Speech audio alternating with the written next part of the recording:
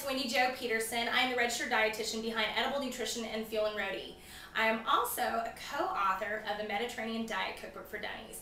And today I really wanted to share with you how to do a very simple Mediterranean diet and get a little bit of a look into why it is such a healthy way of eating. So today I'm actually going to make for you tabbouleh salad. Tabbouleh salad is quite simple. You use very few ingredients, but a lot of fresh ingredients, and very flavorful. We're going to start off with a bulgur. Now, bulgur may come in a variety of different sizes. This one's actually number 1. So you're going to want to actually look at the directions on the back to tell you how to prepare it. But generally speaking, it's ½ cup bulgur to 1 cup of boiling water. The rest doesn't have to be as specific. And so I'm going to show you and guide you how to use this recipe as a template. So the rest of the recipe actually calls for tomatoes, cucumbers, onions, lemon, and because I hate to waste anything on the outside of this gorgeous lemon, I'm actually going to use zest, which is the outer rind peel, using a simple zester to actually take off that flavorful portion, but leaving the white portion of the lemon. The other major part of this recipe is parsley, a lot of parsley, and mint.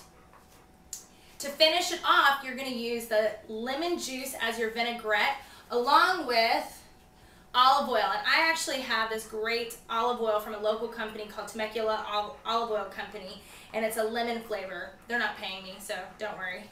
The other thing I'm also going to use just to flavor it is sea salt. The cool thing behind using citrus is it binds on our tongue the same place salt does. So before you start to salt, taste, then add the salt. So get started in assembling this. I have my bulgur, in which I actually did the boiling water added to it. So you can actually see it here.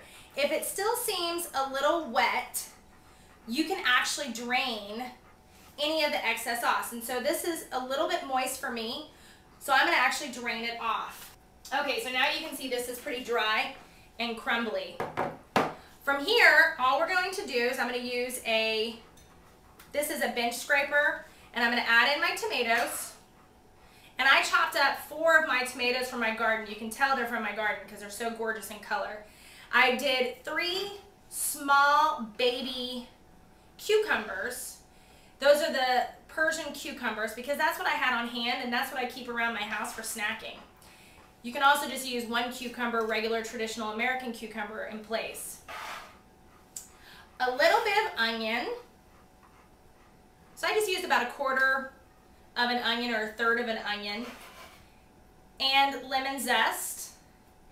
And now the fun part, I'm actually going to chop up both mint. And because the mint is a baby mint, meaning it's the top fresh portion of it, I can actually chop right through the stems. And then I have all this gorgeous parsley. You don't have to use flat leaf parsley. If you grow curly leaf parsley, which I do, I grow actually both, you can keep both in this recipe. You don't have to be a purist. A lot of people really like the other. So when I do my herbs, I'm not sure if you can see the mess I make here. All I do, I roll everything up together, and holding a good chef knife with my thumb on the hilt, I'm actually going to run my blade through it. I like to get my parsley pretty chopped up for this salad. Generally speaking, I use about 4 cups of parsley. So that would be about 2 bunches or so of parsley. So when you have it fresh, it's about 4 cups. When you chop it down, it gets a lot finer, maybe to about 2.5 to 3 cups. Again, whatever you have on hand, use. The goal behind this salad is that the salad should look more green or more vegetable based than actually grain based. So you can see this is pretty chopped up. I'm going to go ahead and add this to my salad. Oh, it's so pretty. I can already smell the flavors of everything coming together. And give my hands a quick rinse, and I'm going to grab a spoon to stir before I actually do my lemon juice. So you can see how colorful this salad gets. And a lot of different cultures make this salad. It's not just exclusive amongst the Greek country, but also throughout Lebanon, Turkey. Everybody has their own little spin. But the problem is that I find throughout American cuisine is that it is very grain based. So when we look at the salad, we see a lot of grain. But when you travel and you have this salad, it actually is more vegetable based with very little grain. The grain is just merely the accent or the afterthought.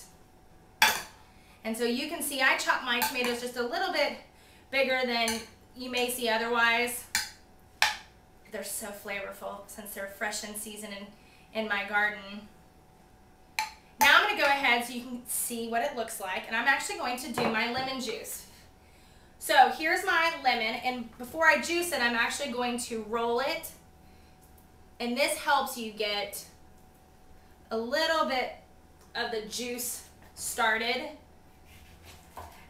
I'm going to cut it, and using my hand to catch the seeds, I'm going to start juicing. I usually use one good juicy lemon because I'm a fan of citrus. Now, if you don't like that much or that strong of a citrus flavor, you don't have to use that much. But I like it so much where I'm using actually a lemon flavored olive oil or citrus flavored olive oil with this. Yes, you can have as many kitchen gadgets that you want in the kitchen. However, your hands are the best tool ever in the kitchen. So again, the other half as well. And if a seed gets in, I promise it's not going to grow a citrus tree in your tummy, despite what your siblings may have told you. All right, I think I've juiced all of that as much as I can. Love that flavor and smell. Again, rinse. And then I'm going to actually drizzle a little bit with olive oil. About a 1/3 cup. Because I'm in the kitchen all the time, I'm probably less likely to use measuring tools, but for a lot of things such as baking, I do. Again, as I told you earlier, the best thing to do is sample it, try it first before you add in the salt. So when I test my recipes, I take a tasting spoon, and no, I don't dip my tasting spoon in. Instead, I use another spoon, a serving spoon, to put it onto the tasting spoon, and then I try it. I love the idea of using so many fresh vegetables. It does need a little bit of salt, so I will salt lightly, and I use good sea salt. Stir, lightly salt, and I may have just used about 1/4 to 1/2 teaspoon with that. Again, I don't use as much because when I use citrus, I'm a little bit more sensitive to the taste of it. Using my nifty tasting spoon, I'm actually, again, going to drop it on there. Perfect. This is going to make a great addition to our meal tonight. The nice thing is, too, this will be a great salad for the rest of the week because it'll last in your refrigerator 3 to 5 days. I can add grilled chicken right to it and make it a great full meal. I can serve it along the side of one of my meze platter dishes, some hummus, baba ganoush, and pita chips. Tonight I'm actually doing my roasted cauliflower, which is also in the cookbook. I hope you guys do try this recipe out. Don't feel as though you have to follow the recipe like a script. Instead, use it as a guide, a template, and before you know it, you can start adapting and using the Mediterranean diet to meet your lifestyle and improve your health. So I hope you guys pick up the Mediterranean Diet Cookbook for Dummies by myself, Wendy Jo Peterson, and Meri Rafetto. We're both dietitians, and definitely from a standpoint of health, we incorporate this type of lifestyle in our lifestyle as well.